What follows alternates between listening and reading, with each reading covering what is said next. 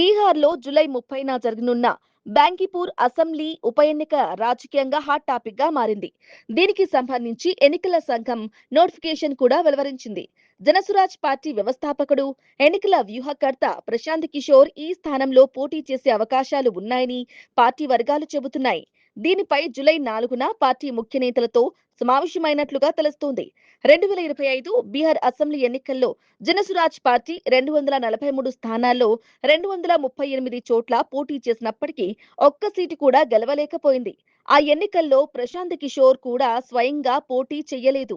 ఇప్పుడు మాత్రం బాంకీపూర్ ఉప ఎన్నిక ద్వారా ఆయన ప్రత్యక్ష రాజకీయాల్లోకి అడుగుపెట్టే అవకాశం కనిపిస్తోంది.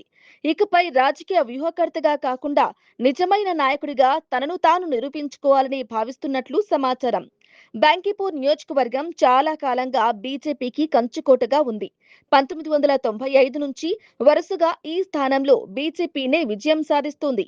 ఈ స్థానం నుంచి 5 సార్లు ఎమ్మెల్యేగా గెలిచిన నితిన్ నవీన్ ఇటీవల బీజేపీ జాతీయ అధ్యక్షుడిగా బాధ్యతలు స్వీకరించారు.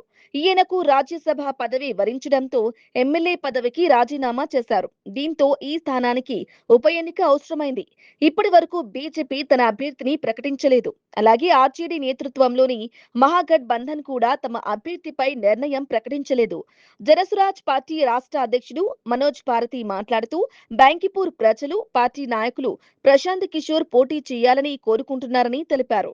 జూలై 5న పార్టీ కోర్ కమిటీ సమావేశం అనంతరం అభ్యర్థిని అధికారికంగా ప్రకటిస్తామని చెప్పారు. అయితే ప్రశాంత్ కిషోర్ అభ్యర్థిత్వంపై పార్టీ వర్గాల్లో దాదాపు ఏకాభిప్రాయం ఏర్పడినట్లు సమాచారం.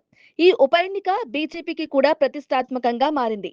ఇటీవల బీహార్ ముఖ్యమంత్రిగా బాధ్యతలు చేపట్టిన సమ్రాట్ చౌధరి నాయకత్వానికి ఇది తొలి పెద్ద ఎన్నిక పరీక్షగా భావిస్తున్నారు రాజకీయ విశ్లేషకులు. అలాగే బీజేపీ జాతీయ అధ్యక్షుడిగా బాధ్యతలు చేపట్టిన నితిన్ నవీన్ సొంత నియోజకవర్గాన్ని నిలబెట్టుకోవడం కూడా పార్టీకి ప్రతిష్టాత్మకంగా మారింది. మరోవైపు ప్రశాంత్ కిషోర్ ఈ ఉప ఎన్నికను ముఖ్యమంత్రిగా సమ్రాట్ చౌధరి పరిపాలన రెఫరెండంగా ప్రజాభిప్రాయ సేకరణగా అభివర్ణించారు.